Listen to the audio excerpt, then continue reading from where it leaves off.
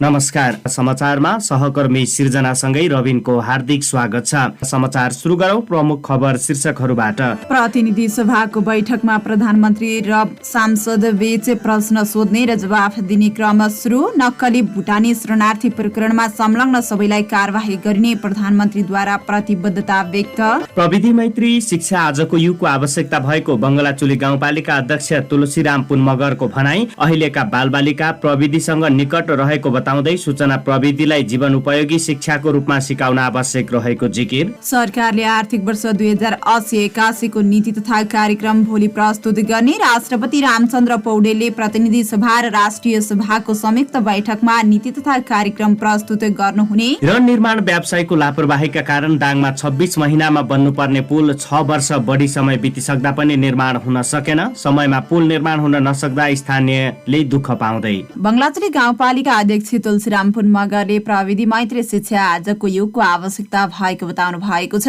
उहाँले अहिलेको परिवर्तित युग सूचना प्रविधिको युग रहेको भन्दै अबको शिक्षा प्रणाली प्रविधि मैत्री बन्नुपर्नेमा जोड दिनुभयो।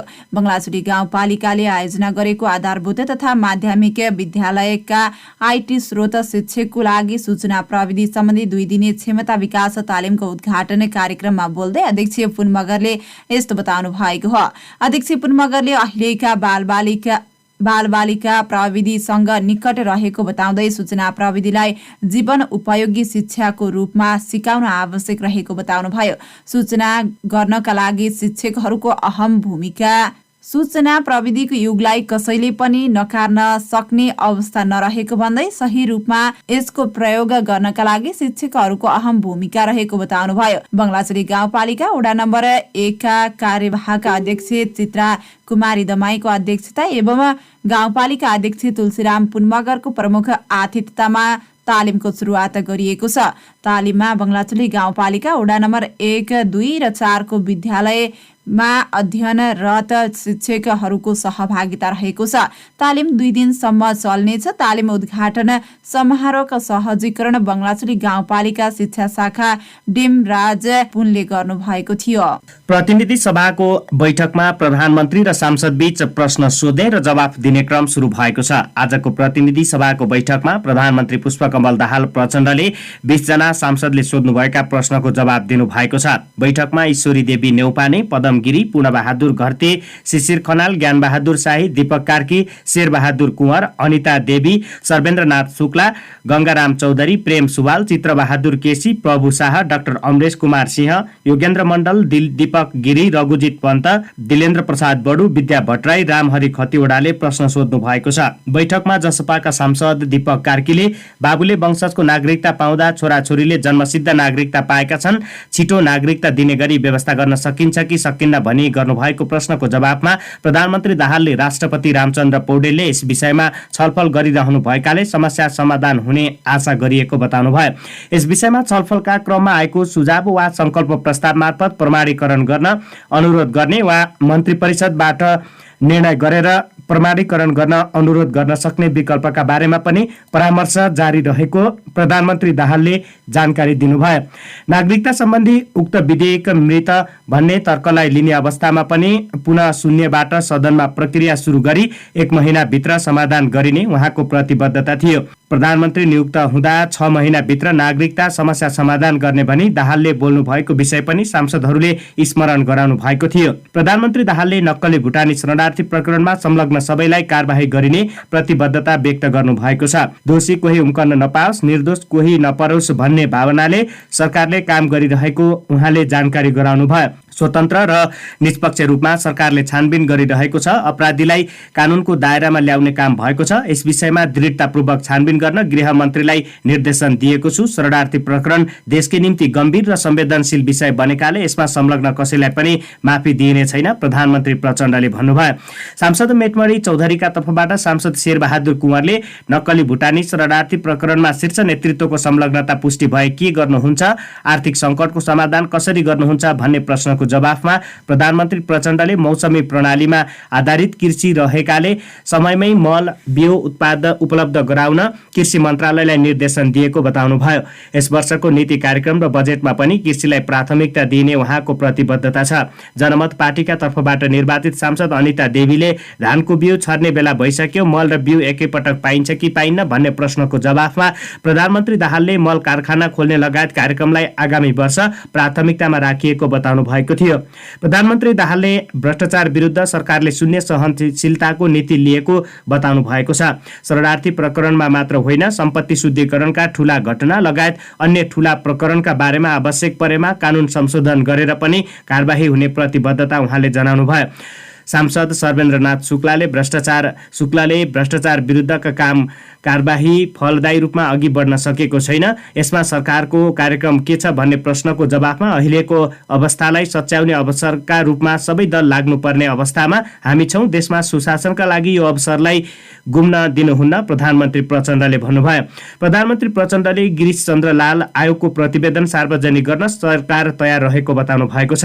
सांसद गंगाराम चौधरीले विक्रम सम्वत 2072मा टिकापुरमा भएको आन्दोलनमा पहिचानसहितको अधिकार माग गर्दा घुसपैठ गरी हिंसा गराइएकाले न्याय भयो त? रेशम चौधरी लगायत अन्यायमा परेका विषयमा सरकारले के गर्छ भनी गर्नुभएको प्रश्नमा उक्त जवाफ दिनुभएको हो। सर्वोच्च अदालतले लाल आयोगको प्रतिवेदन सार्वजनिक गर्न दिएको आदेश किन कार्यान्वयन भएन, किन बाधा अर्चन भयो भनी उहाँले प्रश्न राख्नु भएको थियो। टिकापुर लगायत पहिचानका लागि भएका अन्य आन्दोलनमा संलग्न बन्दीलाई रिहा गर्न विधेयक तयार भएको जवाब प्रधानमन्त्री दाहालले दिनुभयो।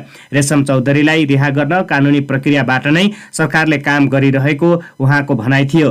गुणस्तरीय शिक्षा प्रदान गर्न खोप लगायत विश्वविद्यालय विधेयक पारित हुने प्रतिबद्धता पनि प्रधानमन्त्री दाहालले जनाउनु भएको छ। सांसद प्रेम सुरुवालले खोप विश्वविद्यालय विधेयक पारित नभई कसरी ज्ञानमा आधारित समाज बन्छ भनी राख्नु भएको प्रश्नको उत्तरमा यस्तो जवाब दिनु भएको हो। प्रधानमन्त्री प्रचण्डले नेपाली नागरिकता त्याग्नेको तथ्याङ्क गृह मन्त्रालयले संकलन गरिरहेको बताउनु भएको छ। सांसद प्रभु शाहले नेपाली नागरिकता त्यागेर विदेशी नागरिकता लिनेको संख्या कति छ, उनीहरूको सम्पत्ति के भएको छ भन्ने प्रश्नको जवाफमा प्रधानमन्त्री दाहालले नेपालबाट सम्पत्ति बेचेर विदेश लैजान नपाइने बताउनुभयो। गौर लगायत विभत्स हत्याकाण्ड र दरबार हत्याकाण्डको पनि नयाँ सिराबाट छानबिन हुनुपर्छ भनी सरकार लागेको प्रधानमन्त्री दाहालले बताउनुभयो। सांसद योगेन्द्र मण्डलले 6 महिनाभित्र नागरिकता दिने प्रधानमन्त्रीको भनाइमा कसरी विश्वास गर्ने भन्ने प्रश्नको जवाफमा प्रधानमन्त्री प्रचण्डले 1 महिनाभित्र नागरिकता समस्या समाधान गर्ने प्रतिबद्धता जनाउनु भएको छ। प्रतिनिधि सभाको बैठकमा प्रधानमन्त्री प्रचण्डले बैठकमा प्रश्नोत्तर कार्यक्रममा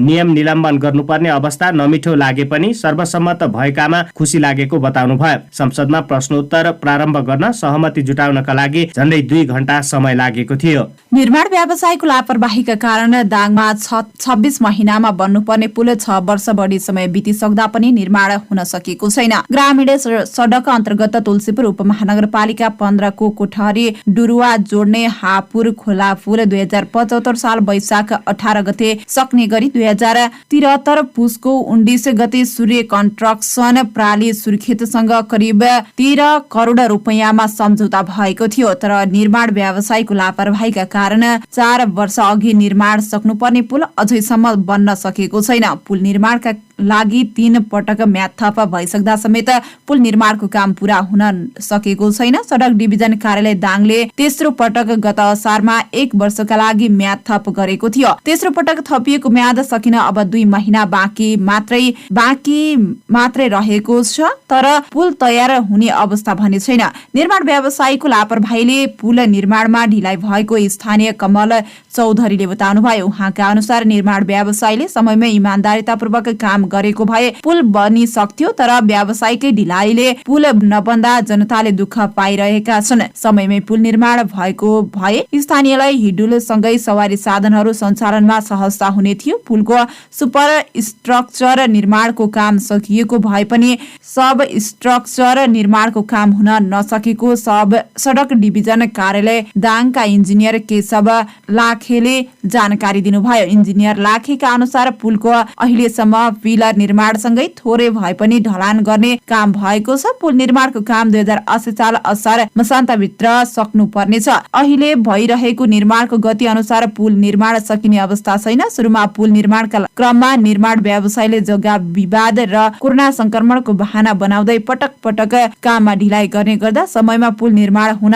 नसकेको सडक डिभिजन कार्यालय दाङले जनाएको छ। छिटोभन्दा छिटो पुल निर्माणको काम सक्नुपर्ने भन्दै पटक पटक व्यवसायलाई कार्यालयले ताकेता गरे पनि निर्माण व्यवसायले विभिन्न बहाना बनाउँदै निर्माणमा ढिलाइ गर्ने गरेको छ। पछिल्लो समय बजेट अभावका कारण पुल निर्माणमा ढिलाइ भइरहेको निर्माण व्यवसायीले बताउने गरेको इन्जिनियर लाखेले जानकारी दिनुभयो। उहाँका अनुसार उक्त पुलको प्रगति 50% काम भएको छ। समयमा पुल निर्माण हुन नसक्दा स्थानीयले दुःख पाउनु पर्ने अवस्था रहेको छ। सडक डिभिजन कार्यालयले भने तोकिएको समयमा निर्माण सम्पन्न नभएमा अब म्याद थप नहुने र निर्माण कम्पनीलाई कारवाही हुने बताएको छ। राष्ट्रिय ध्वजावाहक नेपाल वायुसेवा निगम नेपाल एयरलाइन्सले हिजेट 29 गतेदेखि भैरवाको गौतम बुद्ध अन्तर्राष्ट्रिय विमानस्थलमा नियमित उडान सुरु गर्ने भएको छ। त्यस अवसरमा निगमले मलेसियाबाट प्रवर्धनात्मक भाडा दर 12,700 रुपैयाँ कायम गरेको छ। यो मलेसियाबाट भैरवा उडानका लागि मात्र हो। नेपाल एयरलाइन्सले भैरवा मलेसिया र मलेसिया भैरवा काठमाडौँ रुटमा हिजेट 29 देखि उडान सुरु गर्दैछ। त्यस अवसरमा मलेसिया भैरवा काठमाडौँका लागि अत्यन्तै सस्तो शुल्कमा टिकट उपलब्ध गराएका छौं। निगमका प्रवक्ता रमेश पौडेलले जानकारी दिनुभयो। उहाँका अनुसार मलेसिया भैरवाका लागि 12,700 र मलेसिया भैरवा काठमाडौँका लागि 14,720 रुपैयाँ भाडा दर कायम गरिएको छ। निगमले मलेसियाको जोरभारुबाट क्वालालम्पुर अन्तर्राष्ट्रिय विमानस्थलसम्म आवत जावत गर्न चाँडै नै शटल बसको व्यवस्था गर्ने उहाँको भनाइ छ। निगमको उडान तालिका अनुसार टिकट बुकिङ खुला भइसकेको छ। भैरवाबाट अहिले निगमले हप्ताको एक उडानबाट सुरु गर्ने र बजारको माग तथा निगमको बजार व्यवस्थापन अनुसार अन्य गन्तव्यमा समेत उडान गर्नेछ। राष्ट्रिय गौरवको आयोजना अन्तर्गत निर्माण भएको गौतम बुद्ध अन्तर्राष्ट्रिय विमानस्थलबाट उडान तदारुकताका साथ गर्नका लागि संस्कृति पर्यटन तथा नागरिक उड्डयन मन्त्रालयसँगको समन्वयमा निगम व्यवस्थापनले विशेष पहल गरी उडान सुरु गर्ने निर्णय गरेको निगमले जनाएको छ। निगमका कार्यकारी अध्यक्ष युवराज अधिकारी सहितको टोलीले भर्खरै गरेको मलेसिया भ्रमणमा सिभिल एभिएसन अथोरिटी मलेसियाका निर्देशकसँग मलेसियाबाट भैरवा नियमित उडान सम्बन्धी विविध पक्षमा छलफल गरेको निगमले उल्लेख गरेको छ। बुटवलमा यही जेठ 9 र 10 गते जब फेयर रोजगार मेला हुने भएको छ। उद्योग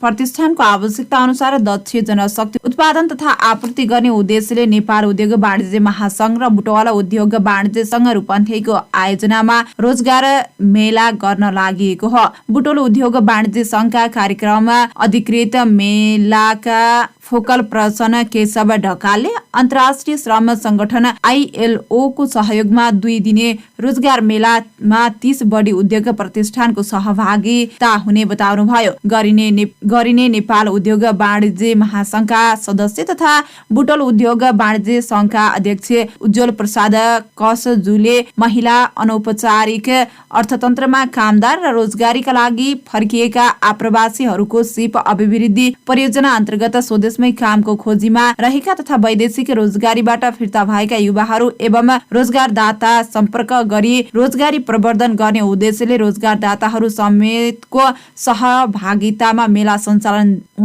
मेला सञ्चालन हुने जानकारी दिनुभयो। स्थानीय उद्योग व्यवसायको लागि आवश्यक दक्ष श्रमिकको आपूर्तिका साथै उपयुक्त सिपयुक्त जनशक्ति प्राप्तिमा सहयोगी हुने र रोजगार योग्य जनशक्तिलाई सिप अनुसारको रोजगार प्राप्त गर्न सहयोग पुग्ने विश्वास गरिएको छ। यसअघि रूपन्देहीको तिलोत्तमामा रोजगार मेला आयोजना भएको थियो। सरकारले आर्थिक वर्ष 2080-81 को नीति तथा कार्यक्रम भोलि प्रस्तुत गर्ने भएको छ। राष्ट्रपति रामचन्द्र पौडेलले यही जेठ 5 गते अपराह्न 4 बजे प्रतिनिधि सभा र राष्ट्रिय सभाको संयुक्त बैठकमा नीति तथा कार्यक्रम प्रस्तुत गर्नुहुनेछ। प्रतिनिधि सभाको आजको बैठकमा सभामुख देवराज घिमिरेले सो व्यवहारको पत्र पढेर सुनाउँदै भोलि दिउँसो 3:45 बजे सम्पूर्ण सदस्यहरूलाई निर्धारण गरिएका पोसाकमा उपस्थित भएर आसन ग्रहण गरिसक्न निर्देशन दिनुभयो। प्रतिनिधि सभाको आजको बैठकमा नेपाल सरकारको वार्षिक प्रतिवेदन 2078-79 पेश भएको छ। बैठकमा प्रधानमन्त्री पुष्पकमल दाहाल प्रचण्ड नेपालको संविधानको धारा 53 एवं सुशासन व्यवस्थापन तथा सञ्चालन ऐन 2064 को दफा 41 बमोजिमको नेपाल सरकारको वार्षिक प्रतिवेदन आर्थिक वर्ष 2078-79 पेश गर्नुभएको हो। प्रतिनिधि सभाको बैठक भोलि 5 गते साँझ 6 बजे बस्नेछ। प्रधानमन्त्री पुष्पकमल दाहाल प्रचण्डले लडाकु शिविरमा भएको भनिएको घोटालाबारे छानबिन गर्न प्रतिबद्ध रहेको बताउनु भएको छ। प्रतिनिधि सभामा भएको सांसद प्रधानमन्त्री प्रश्नोत्तर कार्यक्रममा राष्ट्रिय प्रजातन्त्र पार्टीका सांसद ज्ञानबहादुर शाहीले सोधेको प्रश्नको उत्तर दिँदै प्रचण्डले शिविरमा घोटाला भयो भन्नु गलत आरोप भएको दावी गर्दै यदि कसैले छानबिनको माग गरेमा छानबिन गर्न तयार रहेको बताउनुभयो। उहाँले देशको परिवर्तनको लागि लडेका लडाकुको खानपानको लागि राज्यबाट गएको रकममा कुनै घोटाला नभएको दावी गर्दै छानबिनमा दोषी देखिएमा आफू जेल जान तयार रहेको पनि बताउनुभयो। उहाँले लडाकु शिविरमा घोटाला भयो भन्नु राजनीतिक पूर्वाग्रह भएको पनि दावी गर्नुभयो। उपप्रधानमन्त्री तथा गृहमन्त्री नारायण काजी श्रेष्ठले कमिसन र भ्रष्टाचारको जाल तोड्न सरकार निरन्तर लागि परेको बताउनु भएको छ। नेकपा माओवादी केन्द्र निकट प्रवास समन्वय समितिका सदस्य तथा प्रवासमा कार्यरत नेपाली बुद्धिजीवीसँग आज भएको भेटमा उहाँले भ्रष्टाचारको जालो भत्ताभुङ्ग पार्न आफू निरन्तर लागि परेको र यसमा नेपाली डायस्पोराको पनि साथ चाहिएको बताउनुभयो। उपप्रधानमन्त्री श्रेष्ठले कमिसन र भ्रष्टाचारको अन्त्य नगरी आर्थिक समृद्धि र देश विकास गर्ने कुरा सम्भव नरहेको उल्लेख गर्दै भ्रष्टाचार र अनियमिततामा संलग्न जोसुकै भए पनि सरकारले नछाड्ने दृढता व्यक्त गर्नुभयो। प्रमाण पुग्ने दोषी जोसुकै भए पनि सरकारले छाड्दैन। उहाँले भन्नुभयो, अनावश्यक र सस्तो लोकप्रियताका लागि तथ्य र प्रमाण बिना सरकारले कसैलाई पनि छुँदैन। उहाँले नक्कली भुटानी शरणार्थी प्रकरणमा निर्दोष नपरुन् भन्नेमा सरकार सचेत रहेको बताउनुभयो। छानबिनलाई निष्कर्षमा पुर्याउन आफूलाई प्रधानमन्त्री पुष्पकमल दाहाल प्रचण्डले दह्रो साथ दिनुभएको उपप्रधानमन्त्री श्रेष्ठको भनाइ छ। सो अवसरमा गृहमन्त्री श्रेष्ठलाई प्रवास समन्वय समितिले बधाई तथा शुभकामना व्यक्त गरेको थियो। भ्रष्टाचार विरोधी सरकारको कदमलाई विश्वभर रहेका नेपालीको साथ र समर्थन रहेको समितिले जनाएको छ। प्रवास समितिले ठगी, मानव तस्करी, सरकारी कागजात कृति र राज्य विरुद्धको अपराध गर्नेमाथि कडा कारबाही गर्न सरकारको ध्यानाकर्षण गराएको थियो। स्वास्थ्य तथा जनसङ्ख्या मन्त्री मोहनबहादुर बस्नेतले जनताको उपचारको जिम्मा सरकारले लिने बताउनु भएको छ। सिन्धुपाल्चोक सुनकोशी गाउँपालिका 3 ठोकर्पा स्थित ठोकर्पा आधारभूत अस्पतालको नवनिर्मित भवन उद्घाटन गर्दै मन्त्री बस्नेतले उपचार नपाएर मृत्युको मुखमा जानुपर्ने नेपालीहरूको बाध्यतालाई सरकारले गम्भीर ढङ्गबाट लिएको र अब त्यस्तो बाध्यताको अन्त्य हुने बताउनुभयो।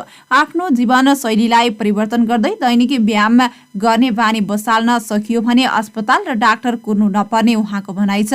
बिरामी भएर अस्पताल र डाक्टर कुर्ने होइन, दैनिक 1 घण्टा व्यायामका लागि समय दिनुहोस्।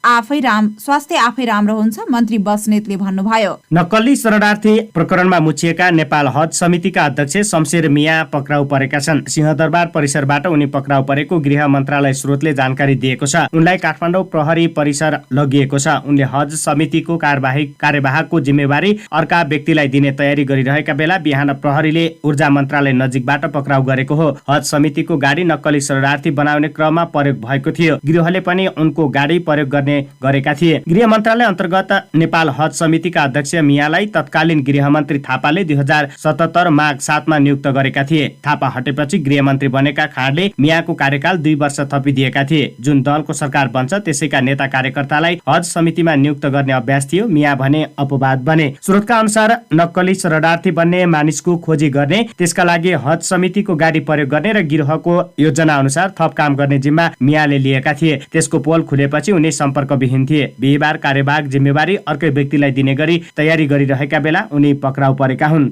वैदेशिक रोजगारीको प्रलोभन देखाएर चालु आर्थिक वर्षको 10 महिनामा गैरकानूनी बिचौलिया र एजेन्डाहरूले झण्डै 76 करोड रुपैयाँ ठगी गरेका छन्। वैदेशिक रोजगार विभागमा चालु आर्थिक वर्षको साउनदेखि वैशाखसम्म दर्ता भएको 925 उजुरीमा 75 करोड 77 लाख 41,214 रुपैयाँ ठगी रकम दावी गरिएको विभागले जनाएको छ। यो रकम दावी वैदेशिक रोजगारीमा श्रमिक पठाउन अनुमति नै नपाएका गैर कानूनी एजेन्डा र बिचौलियाबाट भएको ठगी हो।